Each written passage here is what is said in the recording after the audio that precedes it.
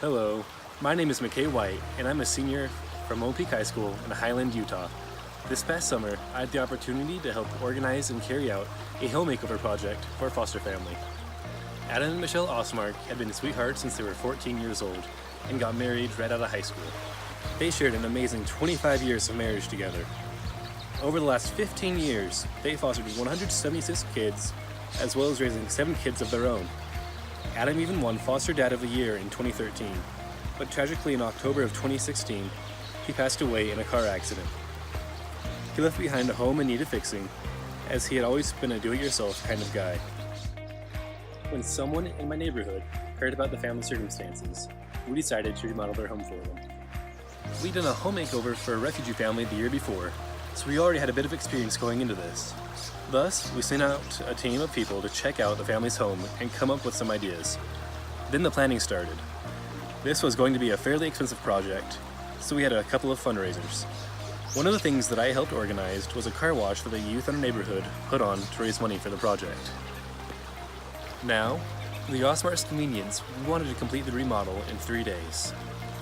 This meant having a very detailed and efficient, step-by-step, minute-by-minute plan. We had several meetings to plan everything out, from who brought the refreshments and when, to who was organizing the dumpster. I was personally charged with mobilizing all the youth in the neighborhood, demolishing the roof, and creating teams of workers.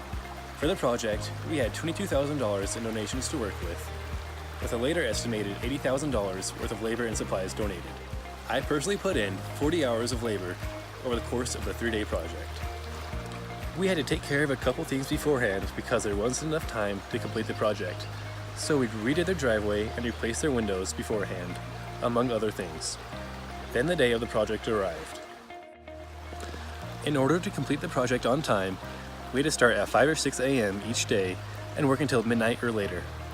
We had an outstanding turnout of people who came to help. The demolition of the house was completed on time, before 8 a.m., so that the subcontractors could come in and start their work. Some of the things that we completed that first day included framing, new drywall, new shingles on the roof, cabinets, flooring, and major landscaping.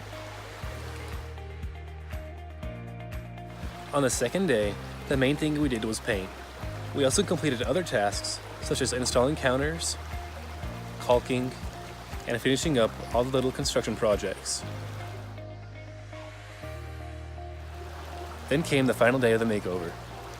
We spent most of the day setting up furniture and doing other touch-ups. There were a couple of things that happened along the way, of course, that we didn't anticipate.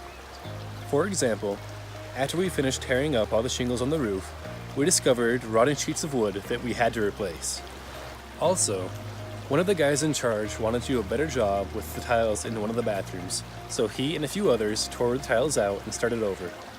Despite these setbacks, we finished up everything only 2 hours behind schedule. I was also in charge of filming the Ostmark's reactions as they walked back through their newly renovated home, so that everyone who contributed could see just how special this project really was to them. Now here is their reaction.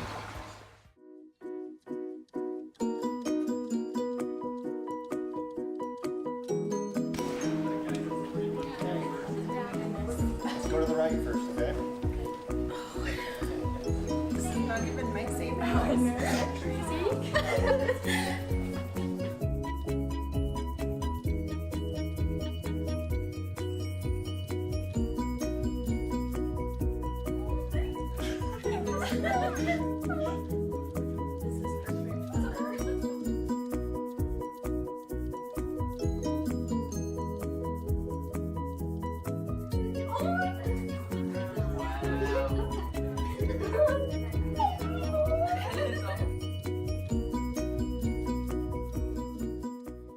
As we guided them through their newly remodeled home, it was really cool to see how special this was for them, especially the kids. It was a truly touching experience to be able to help conduct a project for these amazing people who had been through such loss. All the time and effort that went into this project was well worth it.